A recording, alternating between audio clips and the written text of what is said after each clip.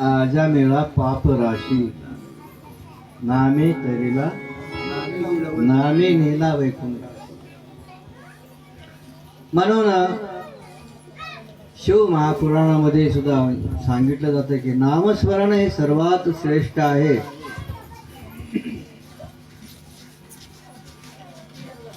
ते नामाच्या जोरावर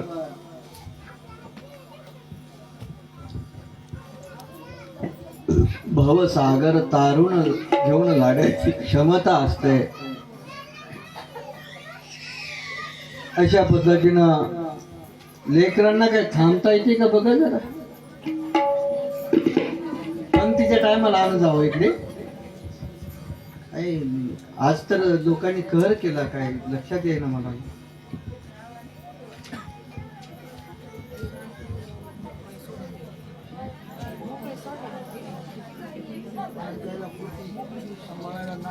कळायला काय माती का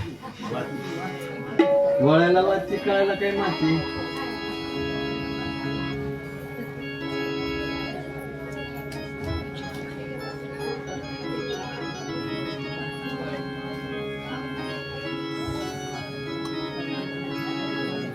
शंभो शिव शंभो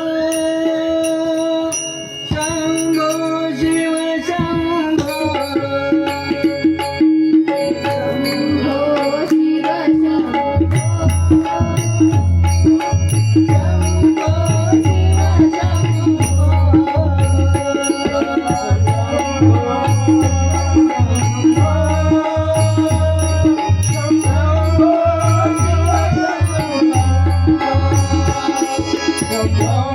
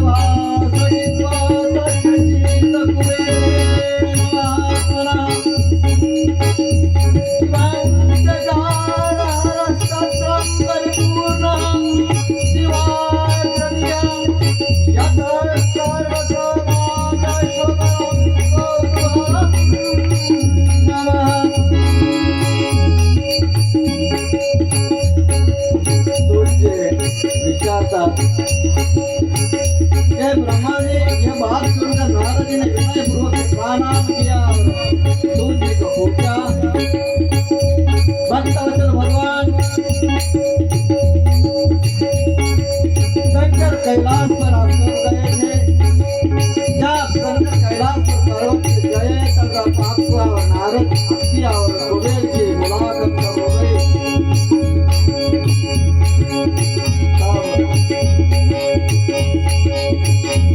नारदजी प्रश्न करतात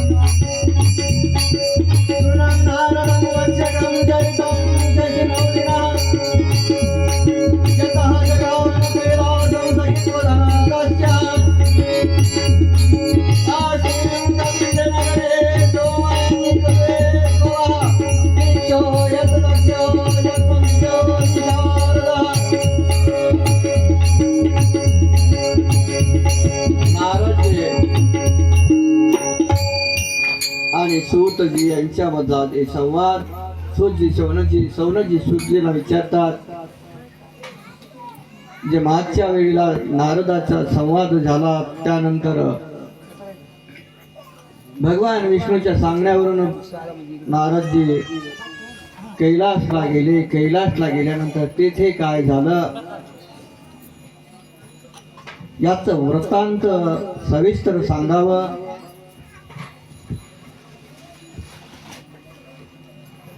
आणि त्या ठिकाणी जे नारदजीला कुबेर भेटले ते नेमके कुबेर म्हणजे कोण आहेत.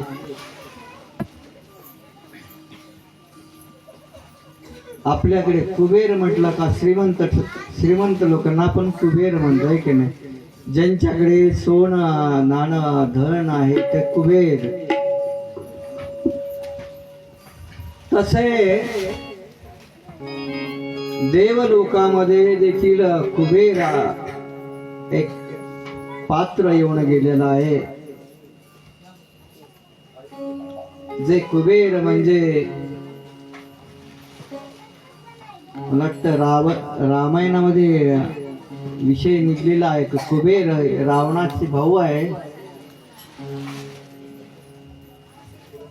त्या कुबेराच्या व्याख्यान कुबेर नेमकं त्या अगोदर कुबेराच्या अगोदर त्यांचं नेमकं कुठल्या जन्मामध्ये होते कोण होते याच आम्हाला सविस्तर वर्णन सांगावं म्हणून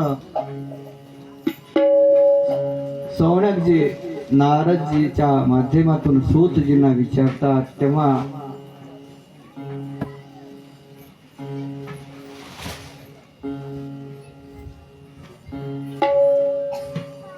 हे सूतजी सांगतात यज्ञदत्त नावाचा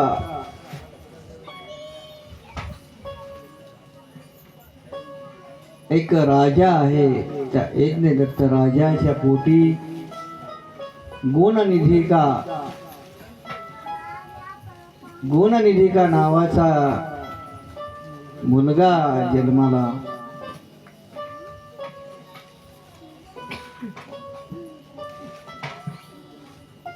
ते गुणनिधी का जो आहे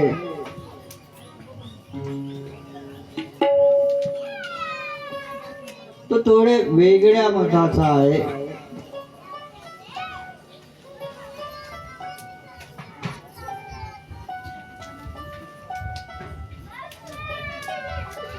हा गुणनिधी का जन्माल्यापासून कधी वडिलांच्या समोर गेला नाही, कधी जात नव्हता.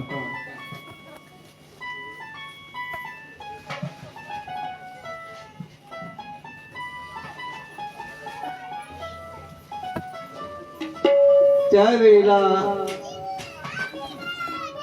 जे संस्कार व्हायला पाहिजे ते संस्कार कधी झाले नाही. वडिलांच्या बाबतीमध्ये द्वेष त्याच्या मनामध्ये होत राहिला.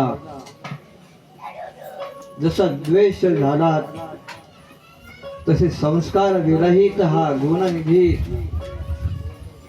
वेगळ्या प्रकारे वागायला लागला.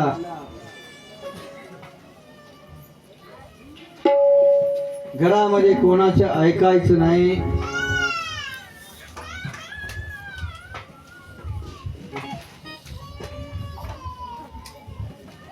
काहीतरी वेगवेगळे कारण सांगायचा, वेगवेगळे कारण सांगून तो बाजूला जायचा. असा गुणनिधी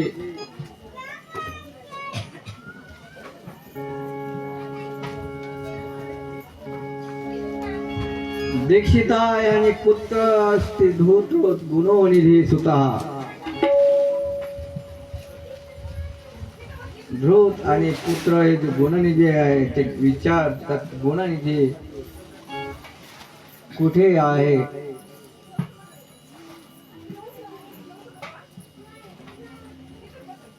दुष्ट पुत्र उत्पन्न करने वाली जो आहे दुष्ट पुत्र जे आहे त्यांच्यावर कुठे संस्कार जर राहिले झाले तर ते दुष्ट प्रवृत्तीने वागत राहतात. असा गुणनिधीने अनेक प्रकारचे गुणे आणि भरकट गेलेला व्यक्तिमत्व असलेला व्यक्ती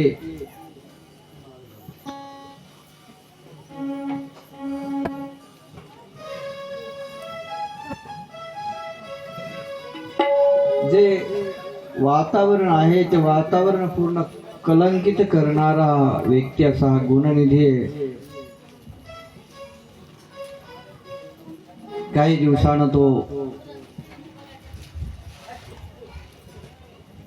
भरकटत गेल्यानंतर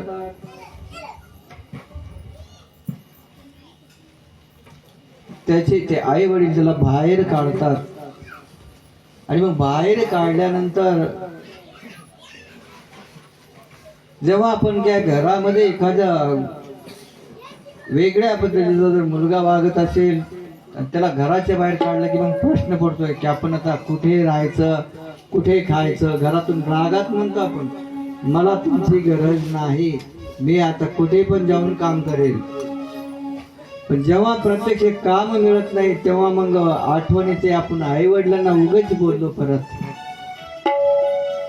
तसं एक गुणनिधीला जेव्हा घराच्या बाहेर काढले तेव्हा त्याला लक्षात आलं की आता देवाच बरं ठीक आहे. पण जेव्हा भूक लागली तेव्हा त्याला वाटलं आता जेवण कुठे करायचं खायचं काय. आणि मग तो इकडे तिकडे भटकत राहतो. त्याला जेवणचं वेळ जेवण मिळत नाही. रात्र होते आणि एक रात्रीला तो जंगलामध्ये एक शिवालय आहे त्या शिवालयामध्ये जाऊन झोपतो.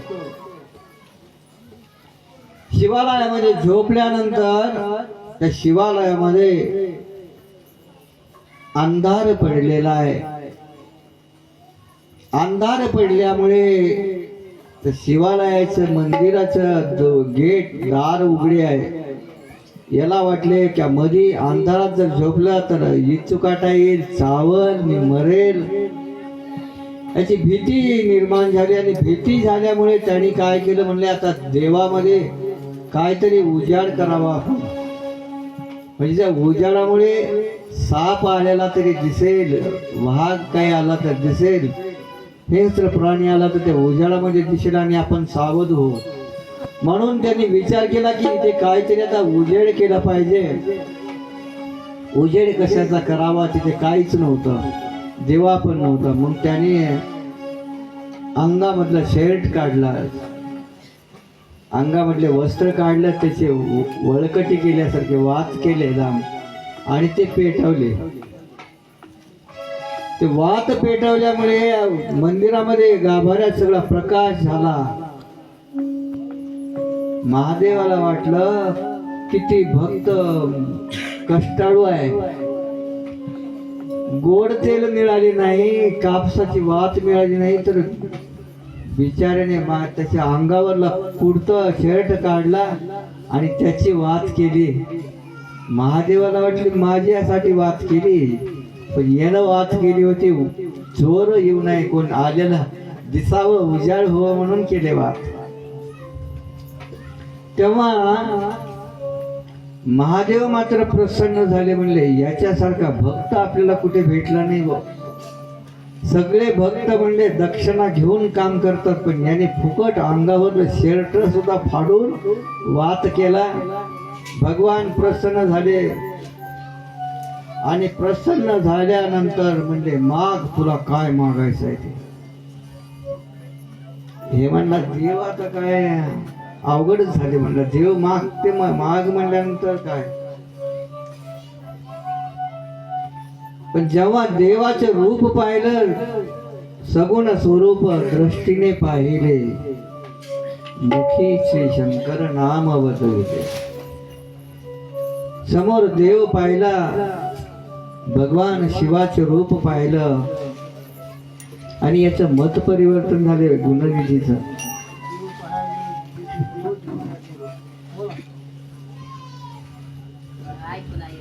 दादा काय ना बसतो ते. देव पाहोय अशी गेलो ते जे होऊन केलं म्हणून चला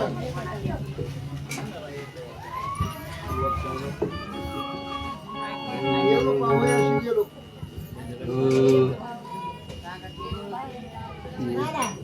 देव पाहोय अशी गेलो तिथे देवच एवढंच म्हणा. शिवा पावायाशी गेलो तेथे देव चोरी केलो, तेथे देव चोरी केलो, देव चोरी केलो.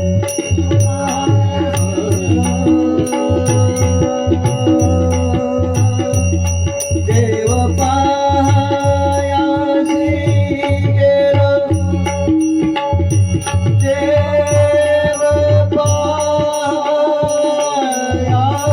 पायाशी गेलो, देवा मोरिया गेलो. देव पायाशी गेलो,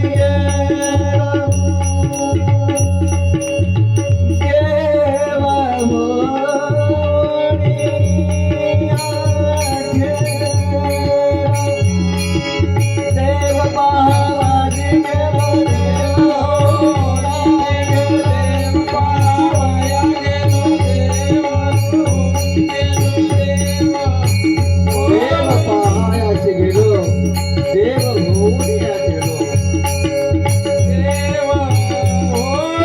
मोरिया गेलो, देव मोरिया गेलो. देव पावयाशी गेलो, देवची होऊन ठेलो. जिथं देवाचं रूप समोर देव दिसला का मीच स्वतः देव होऊन गेलो. एक तुम्हाला माहिती असेल, जे फुलपाखरू आहे, फुलपाखरूची निर्मिती कशी होते माहिती आहे का? घरामध्ये भिंतीवर बघा असे मातीचे घर केलेले राहते, त्याला कुंभारीन का काहीतरी नाव म्हणते, आहे की नाही? हा तर ते घर, त्या छोट मातीचे घर करते आणि त्याचे आहार खाण्यासाठी म्हणून ते किडे आळी आणून ठेवते, आळी आणून ठेवते, जिवंत आळी. आणि मग ते बाहेर परत भक्ष्य शोधण्यासाठी जात असते. जेव्हा फिरून फिरून येते त्यावेळेला ते संशय येते की मध्ये मी आणलेली जी आळी आहे ते ठेवली आहे की कोणी खाऊन टाकले, म्हणून ते पाहण्यासाठी म्हणून सतत ते टोचत मारते, टोचण्या मारते त्या आळीला. जसे ते आळीला टोचणी मारते, टोचणी मारली की ती आळी वळवळ करते, वळवळ केले का मग लक्षात येते की नाही आता हे आहे इथं. तसे रोज रोज ते आळीला टोचण्या मारते, टोचण्या मारून मारून ते तिच्यासारखे त्याला पंख फुटते त्या आळीला, आणि ते पण फुलपाखरू होत जाते. तसा हे गुणनिधी समोर देव दिसला आणि देव दिसल्यानंतर देवाकडे पाहिलं आणि देवाच्या रूपाकडे पाहून गुणनिधी म्हणतात की भगवंता आता मला बाकी काही मागायचं नाही, फक्त एकच करा. मी जे पाठीमागे माझ्या आई वडिलांचा विरोध केला, आई वडिलांचं ऐकलं नाही, मी जे पाप केलं, खाली बस, आई वडिलांचे न ऐकलं, हे जे मी पाप केलं त्या पापातून माझी मुक्तता झाली पाहिजे. एवढंच करा की या पापातून मला आता मुक्त करा. भगवान शिव म्हणजे तथास्तु. गणनिधीला स्वतःच्या याच्यामध्ये समाविष्ट करून घेतात. त्यानंतर गणनिधीला दुसरा जन्म मिळतो आणि दुसरा जो जन्म आहे तो कलिंग देशाचा राजा, कलिंग देशाचा राजा बनला. जो गणनिधे तो पुढे राजा होतो. त्यानंतर तोच राजा शिवाची आराधना करतो. आराधना केल्यानंतर परत त्याला शिव पद प्राप्त होऊन शिवाच्या याच्यावरून त्याला कुबेर पद मिळते. म्हणजे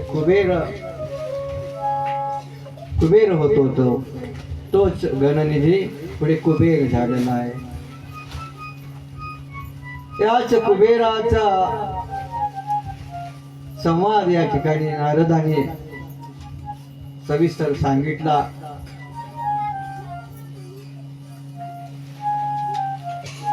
यामध्ये पुढे प्रसंग येतो. भगवान शिव कैलासावर त्यांचं आगमन होतं आणि सृष्टीचं खंडन, सृष्टीचा उपसंहार याच्याबद्दल सविस्तर माहिती भगवान शिव आपल्याला सांगतात. सृष्टीचं खंडन, सृष्टीचा उपसंहार जे त्रिदेव आहेत आपण सर्वांना ज्ञात आहे. विष्णू, ब्रह्मदेव आणि महेश तीन जे त्रिदेव आहेत त्या त्रिदेवांकडे वेगवेगळे काम आहे. विष्णूकडे काय काम आहे? संभाळ करायचा. ब्रह्मदेवाकडे निर्मिती करायचं. आणि जर अति पाप झाला किंवा भगवान शिवाकडे संहार करण्याचं तिन्ही देवाकडे वाटून घेतलेलं आहे. तशा पद्धतीने हे तिन्ही देवांचं नारदजी गुणगान करतात. वेळ कमी असल्यामुळे आपण धावतं घेणार आहोत. जर दररोजच्या सारखे जर सांगत बसलो तर आज पण पार्वती जन्मच होणार नाही, लग्न तर बाजूलाच राहिला. त्यानंतर अशा प्रकारे या खंडामध्ये षष्टी खंडन आणि उपसंहार झाल्यानंतर रुद्र संहिताचा पहिला भाग संपतो आणि द्वितीय खंडाला सुरुवात होते. आणि द्वितीय खंडामध्ये आपल्याला महत्वाचा एक भाग ऐकायचा आहे. या खंडामध्ये सतीखंड याचे वर्णन आहे. माता सतीचं वर्णन, माता सतीचा जन्म,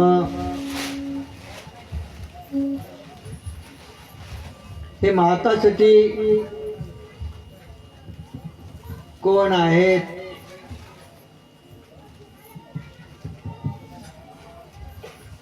याबद्दल आपण जाणून घ्यायचं आहे.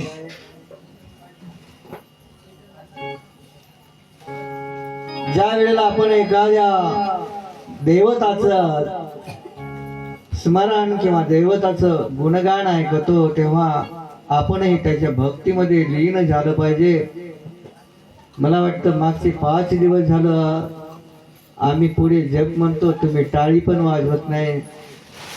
आमच्या तबल्यामध्ये तबला वाजवतात, तिकडे सिंथ वाजते, इकडे मुलंही गातात. तुम्ही टाळी पण वाजवत नाही. मुखातून तर काय दिसतच नाही. तोंड फक्त आपले काय लापशी खायलाच उघडायचं का?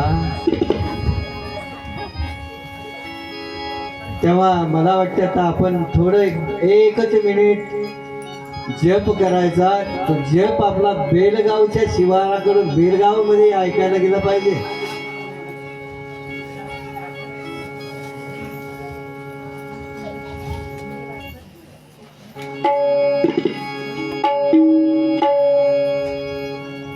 म्हणताय जप म्हणा.